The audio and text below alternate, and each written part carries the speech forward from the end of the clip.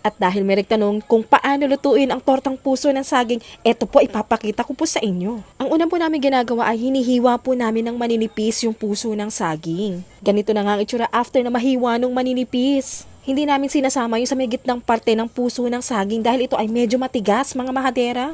After nga mahiwa, lalagyan ito ng medyo maraming asin at ito ay lalamasin. Ang reason kung bakit nilalagyan ng asin at lalamasin ay para lumabas yung dagta niya. Yun kasi yung mapakla dito sa may puso ng saging. Kapag hindi nyo kasi ginawa ito, malalasahan nyo yung pakla nito. At syempre, hindi kayo masasarapan kapag kinain ninyo ito. Yan ang sekreto sa isang masarap na tortang puso ng saging. At kung makikita nga ninyo dito sa video, napakadami talaga ng dagtang napiga dito o natanggal. Imagine kung hindi nyo gagawin yan, ang pakla na maluluto ninyo. Oo, inaamin ko mga mahadera, medyo maraming proseso ang paggawa nito. Pero kapag naluto na ninyo, promise, ultimo bata ay magugustuhan nito dahil hindi mo na talaga malalasahan na puso siya ng saging. At ayan, pinigaan na niya na sobra-sobra para mahiwalay na yung dagta doon sa puso ng saging.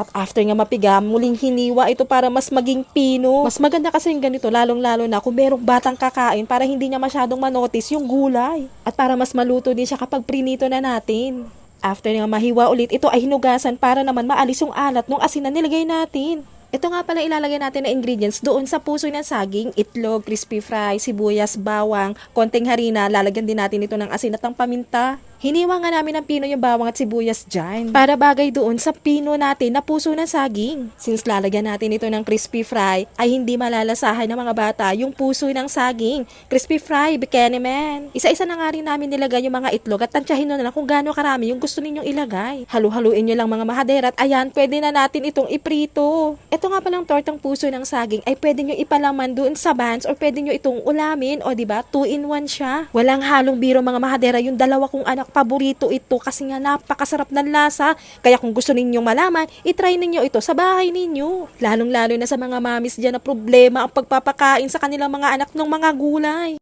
Tara, ito na nga yung ating finished product. Hindi ko na nga pala na-videohan kanina mga mahadera kung paano lutuin ito kasi nga nalobat na yung aking cellphone. Walang halong biro, talagang napakasarap ito kasi nga hindi mo malalasahan na ito pala ay gawa sa puso ng saging. At kung kayo ay vegetarian, bagay na bagay ito sa inyo mga mahadera. O alam mo na kung ano lulutuin mo bukas na ulam ninyo. At dahil puso ng saging ang main ingredients, murang-mura lang ito mga mahadera.